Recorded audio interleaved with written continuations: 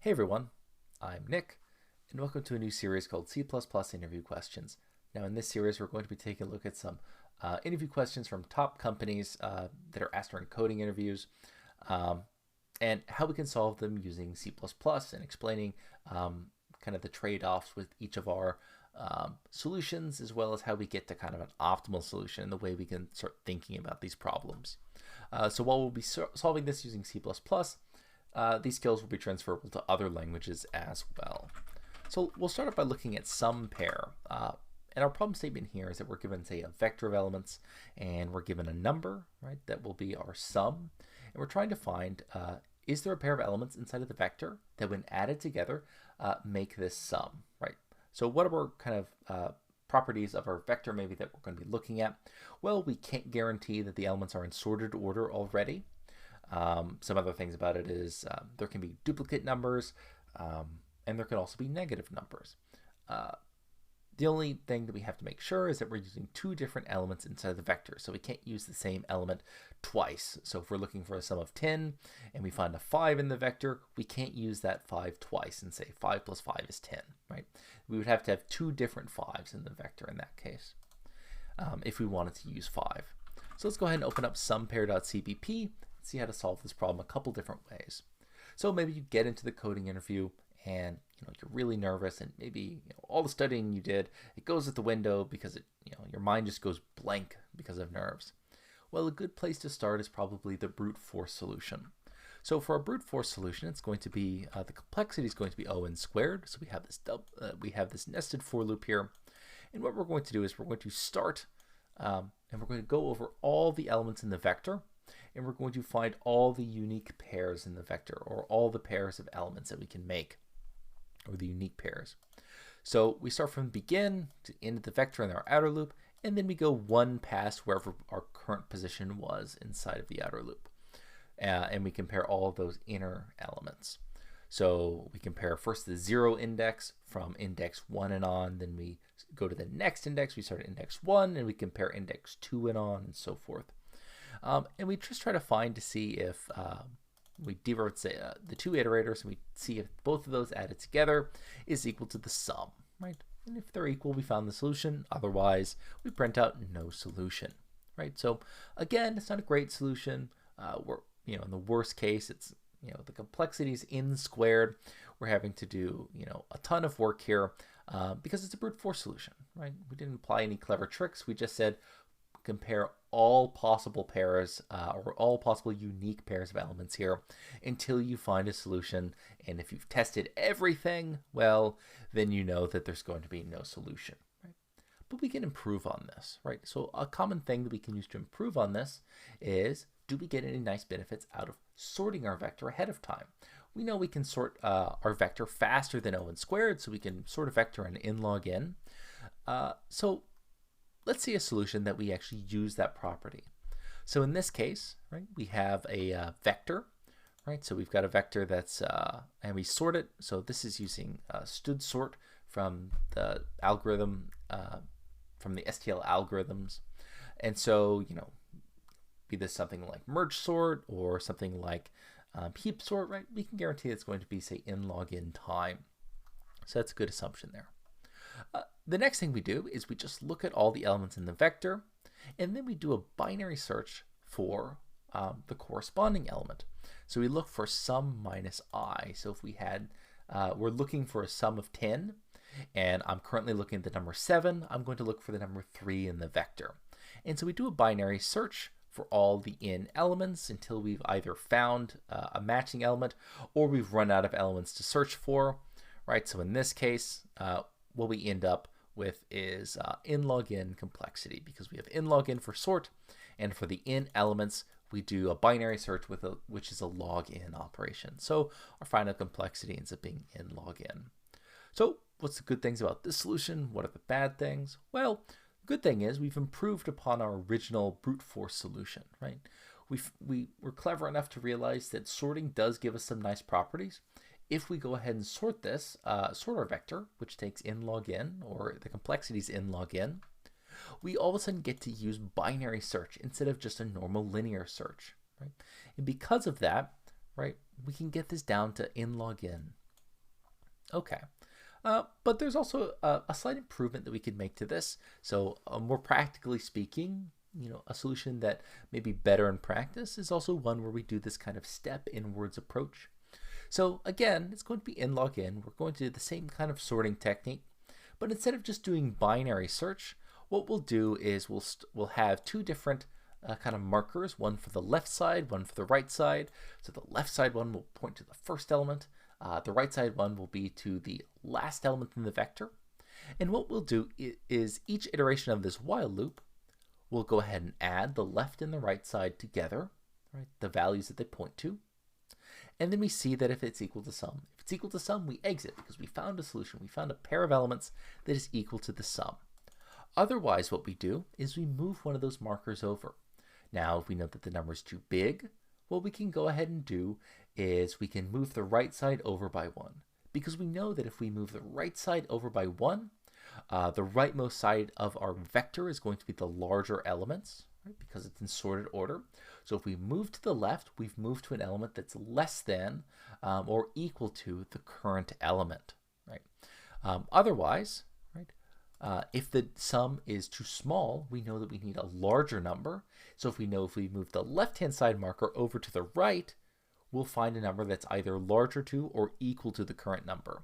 So those are these two cases here. So if the temp is less than sum, we go ahead and move the left marker over. Otherwise, which is the case where temp is greater than sum, we go ahead and move the right marker over to the left, and until we find a solution or we exit out of this while loop. So we may have no solution inside of the vector. So in that case, the left and the right will move closer and closer to each other until they eventually overlap. When they overlap, that means we have no other numbers to compare against.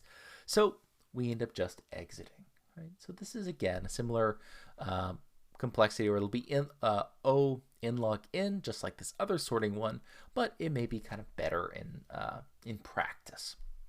So is there a way that we can do better than in log n, right? So in log n gets us maybe 50% of the way to where we're going, or maybe 75%, and it could be an acceptable solution. But there's a more clever solution that if we really understand the data structures we have available to us, we can solve this with a complexity of O(n). So let's go ahead and look at that solution. And it comes from using a hash set, right? So we don't need a hash table here because we don't actually need to store any values. We just need the keys. So in this case, we'll create an unordered set. So this is from the C++ STL. We'll create an unordered set of integers. We'll call it hash. And then we just have a single loop over the elements inside of the vector. That's it.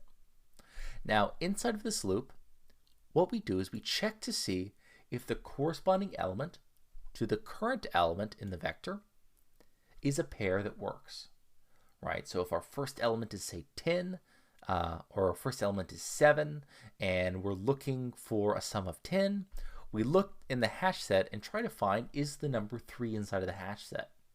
If the number 3 is inside of the hash set, we go ahead and exit because we found our answer.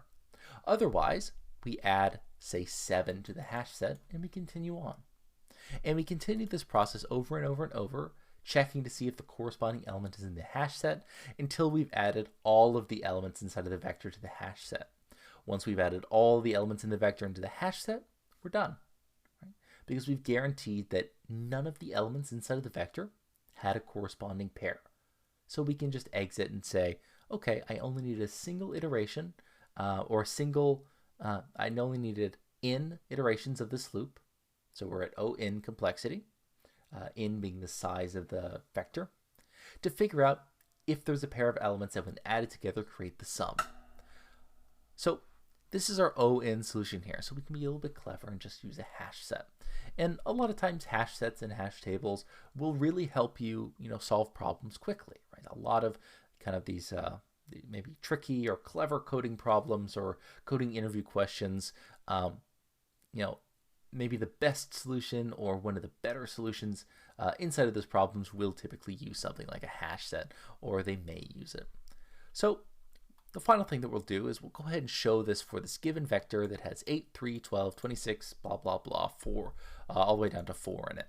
And we're going to be looking for the sum of 17. So we actually have two solutions in this vector. We've got 13 and 4, and 2 and 15, right? Both of those added together are equal to 17. And so we'll run it on solve bad, solve better 1 and 2. Those are our sorting solutions, so we have to reset the vector after each of those just for kind of a fair comparison. And then we have our solve best that uses a hash set. So we can go ahead and run these, and we can kind of compare how each of these looks and how they were able to find the solutions that they did. So we'll go ahead and run some pairs. So the first one found 13 plus 4. The second found 2 plus 15. The third found 2 plus 15 as well.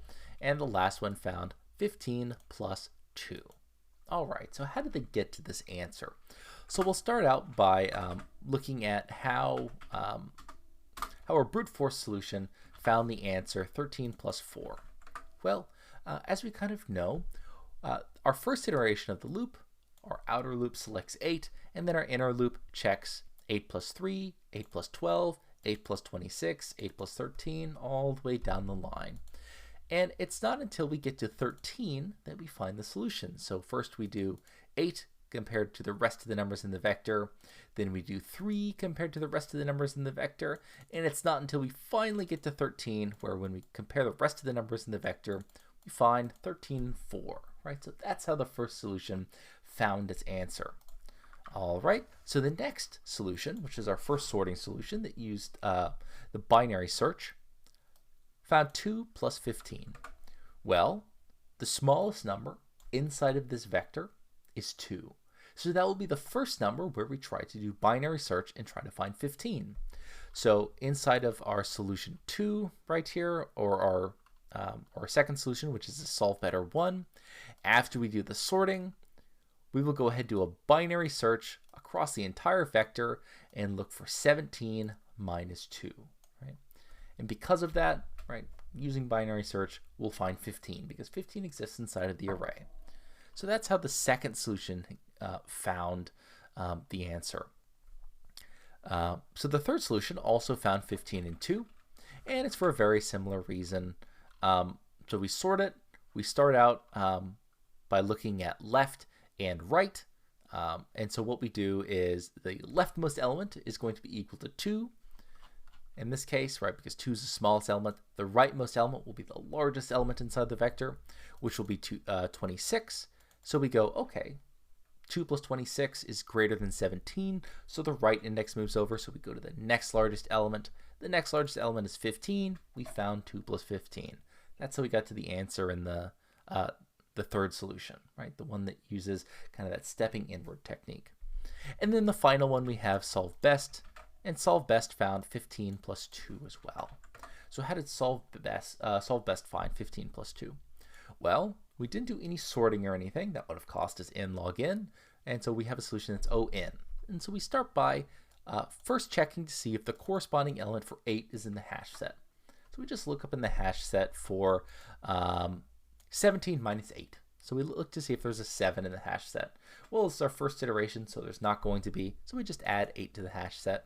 And again, we're talking about insertion into the hash set and a lookup into the hash set. Both of those are O1 operations. That's how we keep an ON for our solution complexity. So on the second iteration, we put a 3 into the hash set because we don't find a 14 in the hash set already. On the third iteration, we put a 12 into the hash set because we didn't find a corresponding 5 for 12. We do the same for 26. We insert 26 into the hash set. We insert 13 into the hash set because we haven't seen the 4 yet. We insert 2 into the hash set because we haven't seen 15 yet inside of the hash set. And then we get to 15. Once we get to 15, we look up to see if there's a 2 in the hash set. We actually just put the 2 into the hash set last iteration, so we actually find our solution there. So we find 15 plus 2 is equal to 17. So that's how we find the solution for the last answer. All right, so that's a number of different ways that we can solve this answer. So we started with kind of a brute force, compare all possible, we can compare all unique pairs of elements until we've exhaustively searched to figure out if there's a solution or not. Then we moved on by saying, okay, well, we can sort and use something like binary search, or sort and then do this kind of stepping inwards technique in order to bring it down to n log n. But if we use something like a hash set with O1 insertion and O1 lookup, right, we can bring this down to an O-in solution by being a little bit clever there. All right, so that's going to go ahead and do it for this video. If you're interested in any of this code, this can all be found at github.com/coffeebeforearch. So if you go to repositories and you go to CPP interview questions, all the code for all of these interview questions and the solutions is going to be available in this repository. Another nice thing is that if you want to support the channel, you're more than welcome to do so. You can click on this sponsors button at the homepage of GitHub, the sponsors dashboard. Special thank you to the first person that supported me on this through this GitHub sponsors program that I applied for. I really appreciate it. But as always, all this code is going to be completely free, so it's not going to be hidden behind. Say you don't have to, sponsor me in order to get access to this code. It's always going to be open source. But that's going to go ahead and do it for today. Thanks for joining me. As always, I'm Nick, and I hope you have a nice day.